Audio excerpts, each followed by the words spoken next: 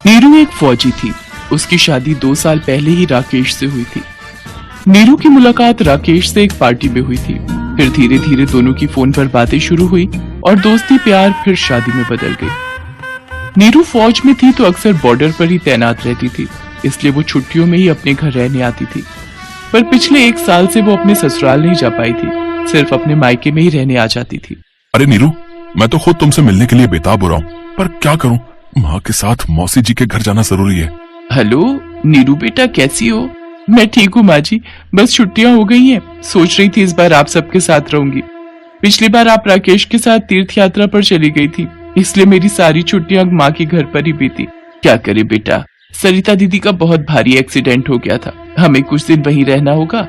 उनका हमारी सिवा कोई नहीं। तुम इस बार माँ के घर रह लो, फिर बीच में जब तुम दोबारा छुट्टियों में आओगी ना, तब हम मिलकर कहीं घूमने चलेंगे। ठीक है माँ जी, मैं माँ के घर चली जाऊंगी। नीरू इस बार भी छुट्टियों में अपनी माँ के घर रहने आ जाती है। नीरू, पिछले 1 साल से तू अपने पति और सास से नहीं मिली, पता नहीं घबराहट होती है। सब ठीक हो तेरे साथ? माँ, तुम किस चिंता में पड़ गई? अभी कुछ देर पहले ही तो मेरी राकेश जी से और माँ जी से बात हुई है। वीडियो कॉलिंग की थी उन्होंने। वो मौसी जी के साथ हॉस्पिटल में थे, वहाँ नेटवर्क नहीं आते, इसलिए रोड पर आकर बात कर रहे थे। भगवान करे सब ठीक ही हो। माँ, क्या बात है? रूपा आजकल दिखाई नहीं दे रही, उसके घर के बाहर भी ताला लगा हुआ है। कोई कह रहा था रूपा ने दिल्ली में किसी बड़े रईस से शादी कर ली है और उसके माता पिता भी यहाँ नहीं रहते, वो भी रूपा के साथ दिल्ली में रहते हैं। अच्छा, रूपा ने शादी कर ली और मुझे बताया तक नहीं। चलो, हो सकता है जल्दी में शादी कर ली होगी। कोई नहीं, अच्छा है। माँ, मैं सोच रही थी तुम और मैं बाजार चलते हैं, कुछ जरूरी सामान खरीद कर लाना है। नीरू अपनी माँ के साथ बाजार चली जाती है।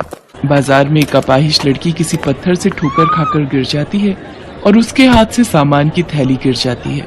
अरे संभाल कर बहन, रुको, मैं तुम्हारा सामान उठा देती हूँ। शुक्रिया बहन, तुम्हारे पैर में तो चोट लग गई है, आओ मैं तुम्हें घर छोड़ देती हूँ। नीरू, तू इस बच्ची को घर छोड़ कर आ, मैं घर चली जाती हूँ। ठीक है माँ, आज के जमाने में इतने भले लोग कहाँ मिलते हैं जो किसी की मदद करें। मैं एक फौजी हूँ, इसलिए मदद करना तो मेरा पहला धर्म है। अच्छा, तो आप फौजी हो? आपका क्या नाम है? मेरा नाम नीरू है, और तुम्हारा? मेरा नाम रेखा है। मेरा घर आ गया, आओ मैं अपनी माँ से मिलवाती हूँ। रेखा नीरू को अपनी माँ से मिलवाती है। वो भी नीरू से मिलकर बहुत खुश होती है। बहुत ही भले लोग हैं, माँ और बेटा दोनों ने मेरी रेखा को पसंद किया। लड़का तो इतना शरीफ है कि पूछो मत, और रेखा हमारी इकलौती औलाद है। इसके पापा और मैं चाहते हैं कि इसकी शादी धूमधाम से करें। हमारे पास भी पैसों की कोई कमी नहीं है, हमारे पास सब कुछ हमारी रेखा का ही है। सचमुच बहुत नेक दिल है वो लोग। फिर तो मैं तुम्हारे होने वाले पति की फोटो देखना चाहूंगी। हाँ रुको, मैं अपनी सगाई की एल्बम लेकर आती हूँ। रेखा अपनी सगाई की एल्बम लेकर आती है। ये है मेरे पति अशोक जी और ये मेरी सास। राकेश, तुम्हारा होने वाला पति? ये कैसे हो सकता है? ये अशोक नहीं, मेरे पति राकेश है। क्या ये तुम क्या कह रही हो? मैं सच कह रही हूँ, मेरा दिमाग कुछ काम नहीं कर रहा, सब कुछ गड़बड़ है। मेरे ससुराल वाले मेरे से धोखा कर रहे हैं। मेरे होते हुए राकेश अशोक बनकर तुमसे दूसरी शादी कर रहा है। बेटी, अब हम क्या करें? अगले हफ्ते रेखा की शादी है।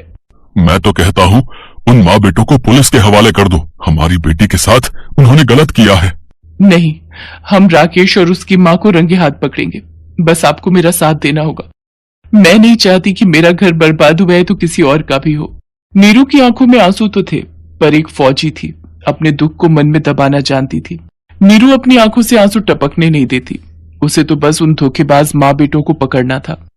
शादी का मंडप सज चुका था। रेखा दुल्हन बनी अशोक और उसकी माँ का इंतजार कर रही थी। नीरू राकेश को फोन मिलाती है। राकेश, कहाँ पर हो? मैंने सोचा मेरी छुट्टी खत्म हो रही है तो एक बार अगर हम मिल लेते। क्या आप लौट आए हो? अरे कहाँ नीरू, मुझे तो सच में खुद बुरा लग रहा है।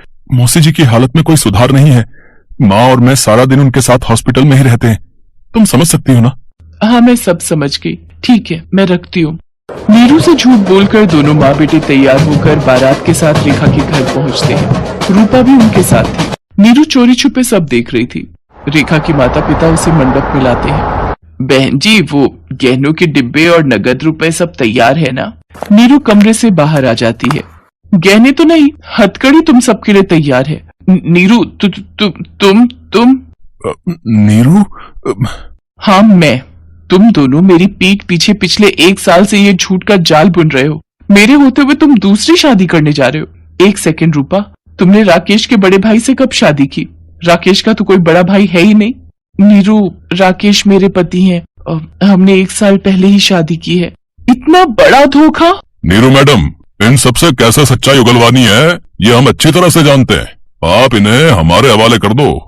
राकेश और उसकी माँ को पुलिस हिरासत में ले लेती है और सच्चाई सामने आती है। नीरू, तुम बॉर्डर पर रहती थी, रूपा घर आया जाया करती थी, इसीलिए रूपा और मेरे बीच रिश्ते बन गए और हमने शादी कर ली।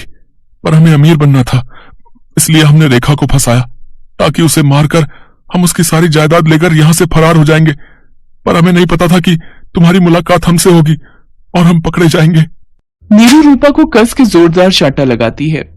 उसकी अपनी सहेली ने ही उसके साथ धोखा किया था।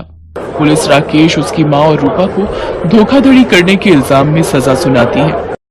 नीरू एक फौजी थी, उसने जुल्म सहना नहीं सीखा था। वो तो जुल्म के खिलाफ लड़ना जानती थी और उसने वही किया। उसने धोखेबाजों को सजा दिलवा दी। उसके कारण रेखा की जिंदगी बर्बाद होने से बच गई। नीरू अपने माता पिता से विदा लेकर वापस ड्यूटी पर चली जाती है और अपना पूरा जीवन देश की सेवा में न्योछावर कर देती है।